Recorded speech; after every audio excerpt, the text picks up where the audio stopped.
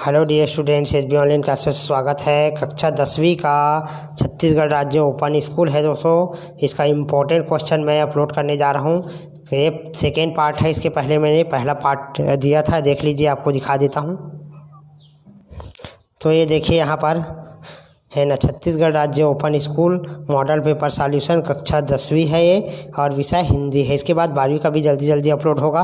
अभी मैं जो है सीजी बोर्ड का अपलोड कर रहा था, अब सीजी बोर्ड का पूरा कंप्लीट हो गया है लगभग, तो अब छत्तीसगढ़ राज्य ओपन का अपलोड करने जा रहा हूँ। तो ये सेकेंड पार्ट है, पार्ट 2 है ये। इसके पहले वाला पार्ट को अवश्य देखिए, है ना। और इंग्लिश का अपलोड हो चुका है ना, उसको भी आपको देखना है। तो 19 प्रश्न में आए थे अपन। जयशंकर प्रसाद अथवा नागार्जुन का काव्य परिचय देना है। 2 रचना लिखना है, भाव पक्ष कला पक्ष। तो जयशंकर प्रसाद जी का जन्म 1889 में काशी वाराणसी के एक प्रसिद्ध सुन्नी परिवार में हुआ था। इन्होंने हिंदी, अंग्रेजी, संस्कृत, बांग्ला भाषा में अच्छा ज्ञान प्राप्त किया था। इनकी 2 रचनाएं हैं, रेड कलर में हेडिंग दे दिया हो, देख लीजिए। 2 रचनाएं हैं, झरना, आशु, लहर, कामायनी। इनके प्रमुख रचना है। भाव पक्ष, प्रसाद जी छायावाद के आधार स्तंभ थे। अपने प्रकृति का बहुत ही सुंदर मानवीकरण किया है। ठीक है। तो भाव पक्ष में किस विषय पर वे लिखते हैं, क्या चीज़ें ज़्यादा पसंद करते हैं। जैसे कोई कभी नदी के बारे में लिखता है, यानी प्रकृति है वो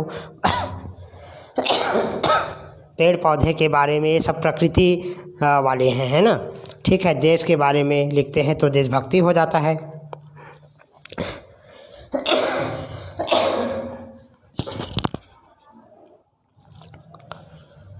जयशंकर प्रसाद जी की खड़ी बोली है, वे समर्थ कवि है। भाषा व्याकरण सम्मत है किंतु सरल और सुगम है। संस्कृत के शब्दों का अधिक प्रयोग होने के कारण भी भाव क्लिष्ट नहीं हुई है।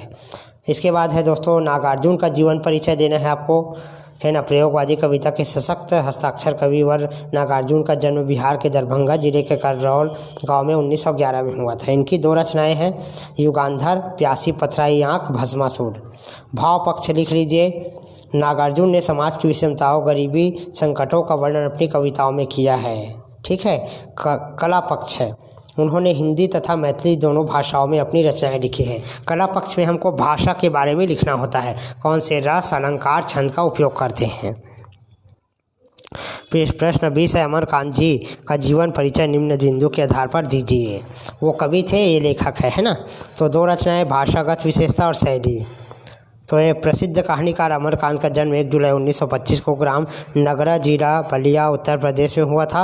अमरकांत ने पढ़ाई लिखाई इलाहाबाद में पूरी की। अमरकांत उन लेखकों में से है जो 1942 के भारत छोड़ो आंदोलन में शामिल हुए थे। 2 रचनाएं, कहानी दोपहर का भोजन, उपन्यास सूखा पत्ता। भाषा शैली, तो कहानी की भाषा बोलचाल की है। एक तरह से इनकी भाषा विचारों के संवाहक भाषा के रूप में दिखाई देती है, और तत्सम तद्भव क्षेत्रीय भाषा और उर्दू के शब्दों के आवश्यकता अनुसार प्रयोग किया है। इसके अथवा में है, रहमान पानी के क्या अर्थ बताए हैं। तो रहमान ने पानी के अर्थ चमक, प्रतिष्ठा और जल बताए हैं। जैसे मोती का पानी चमक उतर जाने पर उसकी कांति नष्ट हो जाती है। मनुष्य का पानी अर्थात प्रतिष्ठा समाप्त हो जाने पर वह समाज की नज़रों में गिर जाता है। चूने का पानी निकल जाने पर उसका कोई महत्व नहीं रहता। प्रश्न 21 है, निम्नलिखित गद्यांश का संदर्भ प्रसंग सहित व्याख्या कीजिए। तो सुमित्रा ने आहत दृष्टि से बेटे की ओर देखा। उसकी आहत दृष्टि देखते देखते रोज से लाल होने लगी। बोली, मैं सब समझ गई हूँ, बनवारी में कल ही गांव चली जाऊँगी, मुझे पता है। अब इसी को जो लिखा है उसी थोड़ा बहुत अपने तरीके से लिखना है दोस्तों, है ना। ये गद्यांश होता है। तो देखिए, प्रस्तुत गद्यांश हमारी पाठ्य पुस्तक के सरकारी मकान नामक शीर्षक से उद्धृत है। इसके लेखक डॉक्टर रामदरस मिश्रा जी है। तो संदर्भ में क्या लिखते हैं, हम पाठ का नाम बताते हैं और लेखक का नाम बताते हैं। ठीक है। प्रसंग, माँ के प्रति बेटे और बहू के बुरे बर्ताव का वर्णन। प्रसंग में किस विषय पर आपने इसको दिया है उसको लिखते हैं। व्याख्या, लेखक कहते हैं जब सुमित्रा कुछ दिन बेटे के पास रहती है तब वो उसको पता चल जाता है, मैं अपने से आपको बता रहा हूँ, है ना, कि दोनों जो है स्वार्थी हो चुके हैं, उसकी बहू और बेटे, और उसको घर से जल्द भगाना चाहते हैं। इस बात को जान जाती सुमित्रा, इसलिए वे अपने बेटे से एक दिन कहती है कि बेटा, है ना, अब मुझे घर जाना ही होगा, है ना, क्योंकि मैं इस प्रकार से यहाँ पर मरना नहीं चाहती हूँ। यदि मैं मरूँ तो अपने घर पर जहाँ मैं रही हूँ बचपन से वहीं पर मरूँ। ऐसा करके वो अपना कहकर चली जाती है। छींके आना और नाक से पानी बहना शरीर की स्वाभाविक प्रतिरक्षात्मक क्रियाएं हैं। इसको एक गद्यांश है, इसका वर्णन करना है। तो नोट कर लीजिए दोस्तों, एक ठो मैंने वर्णन करके बता दिया आपको। 22 है निम्नलिखित पद्यांश का संदर्भ प्रसंग सहित व्याख्या करना है। मेघ आए बड़े बन-ठन के संवर के आगे, नाचती गाती बयार चली, दरवाजे खिड़कियां खुलने लगी गली गली। इसका अर्थ लिखना है। तो संदर्भ प्रस्तुत पद्यांश जो है सर्वेश्वर दयाल सक्सेना द्वारा रचित मेघ आए काव्य से लिया गया है।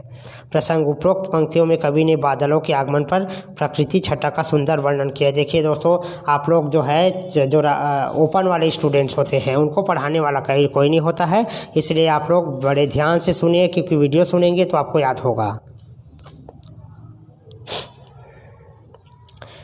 कवि बादलों की सुंदरता का वर्णन करते हुए कहते हैं कि वर्षा की ऋतु आगमन पर आसमान में मेघ सज धज कर उपस्थित हो गए हैं। बादल के आगे आगे खुशी के गीत गाती हुई हवा चलने लगी है। तीव्र हवाओं के चलने से गली गली में दरवाजे खिड़कियां खुलने लगी है और ऐसा प्रतीत हो रहा है मानो शहर में गाँव में मेहमान प्राकृतिक सौंदर्यता का आनंद ले रहे हैं। तो यहाँ पर प्रकृति का चित्रण किया गया है। इसके बाद अश्वन जल सींची सींची प्रेम बेली बोई, अब तो बैल फल गई आनंद फल होई। इसका वर्णन करना है। तो प्रस्तुत पद्यांश मीरा के पद से उद्धृत किया गया है। इस पद में मीरा के कृष्ण के प्रति प्रेम भक्ति का वर्णन है। तो मीराबाई कहती है कि श्री कृष्ण की प्रेम रूपी बेल को मैंने अपने हृदय में आरोपित कर लिया है। आंसू जल सींच कर उसे अंकुरित किया है। कृष्ण प्रेम की वह लता अब फैल गई है। ठीक है, तो इसको वर्णन कर लीजिएगा, रट लीजिएगा। मैं आगे बढ़ता हूँ। प्रश्न 22, अपने पिताजी को एक पत्र लिखिए जिसमें आपकी अध्ययन संबंधी समस्याओं का उल्लेख हो। तो इस प्रकार से एड्रेस दे देना है। शांति नगर बिलासपुर 16 दिसंबर 2022-23। पूज्य पिताजी प्रणाम। आपका पत्र, इसको अपने तरीके से लिख सकते हो। आपका पत्र मुझे प्राप्त हुआ, मैं बहुत अच्छा हूँ, आप भी अच्छे होंगे, ऐसे लिखना है।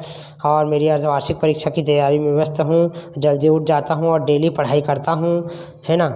और संतोषजनक तैयारी भी कर लिया है, लेकिन गणित में कठिनाई आ रहे हैं। मुझे कुछ कोचिंग की व्यवस्था करनी है, इसलिए आप जो है 500 मनी ऑर्डर भेजने का कृपा करिए। इसके बाद नगर निगम को एक आवेदन पत्र लिखना है जिसमें नालियों की सफाई और कीटनाशक दवाओं का छिड़काव हो। तो साफ सफाई के लिए एक आवेदन लिखना है। आवेदन का नमूना इस प्रकार है, नोट कर लीजिए स्क्रीनशॉट करके। यहाँ पर ऊपर में एड्रेस लिखना है। उसके बाद महोदय, सविनय निवेदन है कि निहारिका नगर सफाई की व्यवस्था न होने के कारण मच्छरों व मक्खियों का प्रकोप बढ़ गया है। उसमें अनेक रोग की संभावना है, अतः आपसे निवेदन है कि आप कॉलोनी की नालियों की सफाई और कूड़े के ढेरों में DDT एवं अन्य कीटनाशक दवाइयों का छिड़काव कराएं। भौदी अनीता सोनी। निम्नलिखित गद्यांश को पढ़कर नीचे लिखे प्रश्नों के उत्तर दीजिए। नारी शक्ति वह माता पिता बहन पुत्री आदि के रूप में पुरुष कर्तव्य की भावना जगाती है, वह ममतामयी है। अब इस पाठ को पढ़ना है और उत्तर देना है दोस्तों। तो देखिए प्रश्न उत्तर। उपर्युक्त गद्यांश का सटीक शीर्षक दीजिए। उपर्युक्त गद्यांश का सार लिखिए। तो नारी का स्वरूप सारांश है, नारी सर्वशक्ति है, वह विविध स्वरूपा है, जहाँ नारी पुरुष में कर्तव्य बोध जागृत करने वाली ममतामयी है। ये सेकंड है, संस्कार ही शिक्षा है, शिक्षा इंसान को बनाती है। इसको नोट कर लीजिएगा, आप लोग घर में ज़रूर पढ़ना इसको, मैं एक तो एक्सप्लेन कर दिया। इसका भी शीर्षक का मतलब होता है पाठ का नाम देना है। इसको पढ़ने के बाद इस पाठ का नाम आप क्या रखना चाहेंगे। तो इसका शीर्षक है पाठ का नाम आज की शिक्षा प्रणाली। किसी एक विषय पर निबंध लिखना है। विज्ञान का चमत्कार, वृक्षारोपण, वन्य संरक्षण, ठीक है, छात्र जीवन। तो ये तो आपको गूगल में सर्च मारेंगे, है ना, या गाइड में देखेंगे तो सब मिल जाता है दोस्तों। ठीक है, फिर भी मैं आपको वीडियो के माध्यम से इसको दिखा देता हूँ। विज्ञान की चमत्कार स्क्रीनशॉट करके रख लीजिए। तो विज्ञान के चमत्कार के बारे में लिखना है, क्या क्या आविष्कार हुआ उसको लिखना है। विद्युत है, यातायात है, कृषि क्षेत्र है, मनोरंजन के साधन है, चिकित्सा का क्षेत्र है, ये सारी बातों को आपको लिखना है। अन्य क्षेत्र है, अंतरिक्ष में विज्ञान है। उसके बाद यहाँ पर जीवन में खेलों का महत्व, इसको भी लिखना है। तो ये सारी चीज़ें तो आपको गाइड वगैरह में उपलब्ध है। आप लोग को मेरे को दिखाना था जीवन में खेलों का महत्व है और छात्र जीवन है। तीनों को अच्छे से रट लीजिएगा। इस बार इस जो है 100% आएगा परीक्षा में।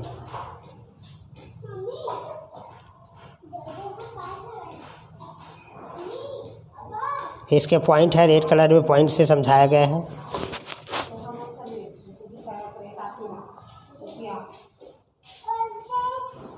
अन्य विषय के भी जल्दी अपलोड हो रहे हैं दोस्तों, जरूर देखेगा। कक्षा 12वीं का भी अपलोड होगा, भी हिंदी इंग्लिश दोनों।